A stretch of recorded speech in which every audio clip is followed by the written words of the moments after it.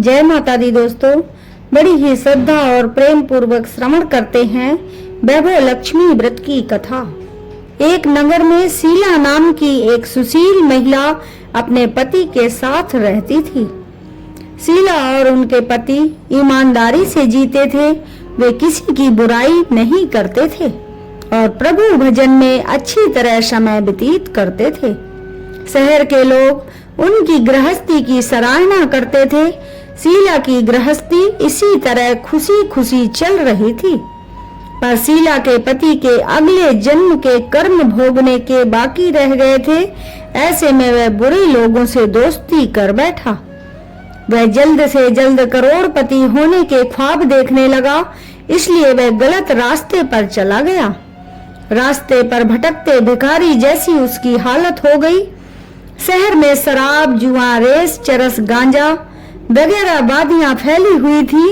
उसमें शीला का पति भी फंस गया। दोस्तों के साथ उसे भी शराब की आदत हो गई। जल्द से जल्द पैसे वाला बनने की लालच में दोस्तों के साथ जुआ भी खेलने लगा। इस तरह बचाई हुई धनराशि, पत्नी के गहने, सब कुछ जुए में गंवा दिया। एक समय वो भी था कि जब वह अपनी सुशील पत्नी शीला के साथ मजे में रहता था और प्रभु भजन में सुख शांति से वक्त व्यतीत करता था। उसके बजाय घर में दरिद्रता और भूखमरी फैल गई।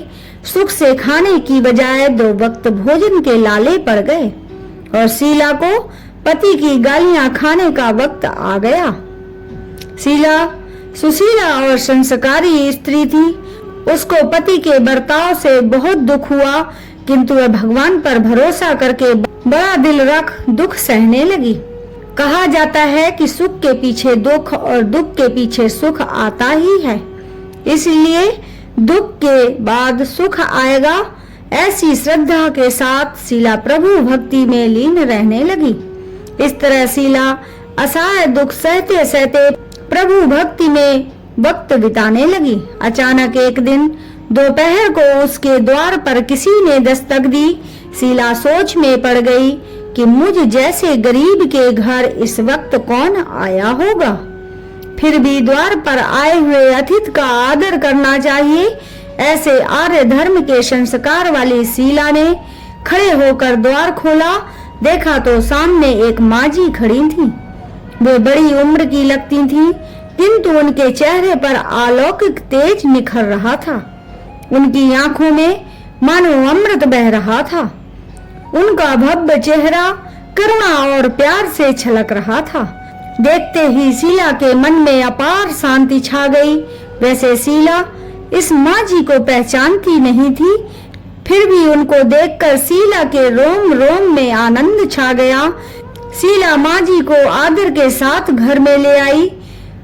घर में बिठाने के लिए कुछ भी नहीं था, अतः शीला ने सकुचाकर फटी हुई चद्दर पर उनको बिठाया। माजी ने कहा, क्यों शीला, मुझे पहचाना नहीं?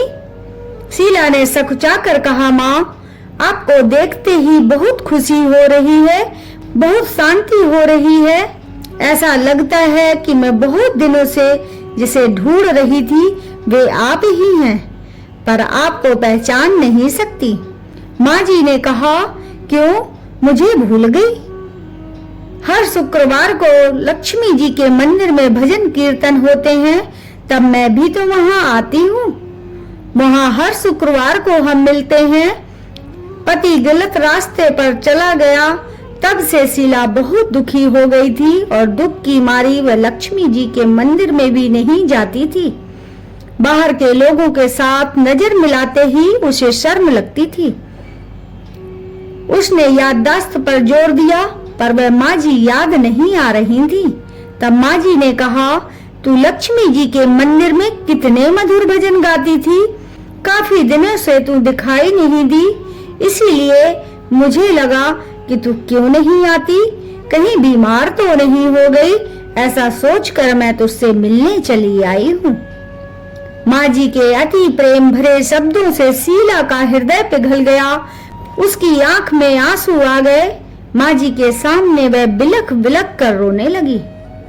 यह देखकर माजी शीला के नजदीक सिर के और उसकी सिसकती पीठ पर प्यार भरा हाथ फेर कर सांत्वना देने लगी। माँ ने कहा, सुख और दुख तो धूप और छांव जैसे होते हैं। सुख के पीछे दुख आता है और दुख के पीछे सुख भी आता है। धैर्य रखो बेटी, और तुझे क्या परेशानी है? तेरे दुख की बात मुझे सुना, तेरा मन ही हल्का हो जाएगा और तेरे दुख का कोई उपाय भी शायद मिल जाएगा।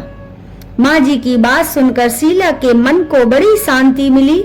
उसने माँ जी से कहा, माँ, मेरी गृहस्थी में भरपूर सुख और खुशियां थी। मेरे पति भी सुशील थे। भगवान की कृपा से पैसे की भी कोई कमी नहीं थी। हम शांति से गृहस्थी चलाते ईश्वर भक्ति में अपना वक्त व्यतीत कर रहे थे। अचानक हमारा भाग्य हमसे रूठ गया। मेरे पति को बुरी दोस्ती हो गई। बुरी दोस्ती की वजह से वे शराब, जुआ, रेस, चरस, गांजा वगैरह खराब आदतों के शिकार हो गए और उन्होंने सब कुछ गंवा दिया और हम रास्ते के भिखारी बन गए। यह सुनकर माँ जी ने कहा, सुख के पीछे दुख और दुख के पीछे सुख आता ही रहता है। ऐसा भी कहा जाता है कि कर्म की गति न्यारी होती है। हर इंसान को अपने कर्म भुगतने ही पड़ते हैं। इसलिए तू चिंता मत कर, अब तू कर्म भुगत चुकी है। अब तुम्हारे सुख के दिन अवश्य आएंगे। तू तो माँ लक्ष्मी की भक्त है। माँ लक्ष्मी जी तो प्रेम और करुणा की अवतार हैं। वे अपने भक्तों पर हमेशा ममता रखती हैं। इसलिए तू धैर्य रख के माँ लक्ष्मी जी का व्रत कर, इससे सब कुछ ठीक हो जाएगा। माँ लक्ष्मी का व्रत करने की बात सुनकर शीला के चेहरे पर चमक आ गई। उसने पूछा, माँ, लक्ष्मी जी का व्रत कैसे किया जाता है, वह मुझे समझाओ। मैं ये व्रत अवश्य करूंगी। माँ जी ने कहा, बेटी, माँ लक्ष्मी का व्रत बहुत सरल है। उसे वैभव लक्ष्मी व्रत कहा जाता है। यह व्रत करने वाले की सभी मनोकामनाएं पूर्ण होती हैं। उसे सुख, संपत्ति और यश प्राप्त होता है। ऐसा कहकर माँ जी वैभव लक्ष्मी व्रत की विधि कहने लगी। प्रसाद पहले पति को खिलाया। प्रसाद खाते ही पति के स्वभाव में फर्क पड़ गया। उस दिन उसने शीला को मारा नहीं, सताया नहीं। शीला को बहुत आनंद हुआ। उसके मन में वैभव लक्ष्मी व्रत के लिए श्रद्धा बढ़ गई।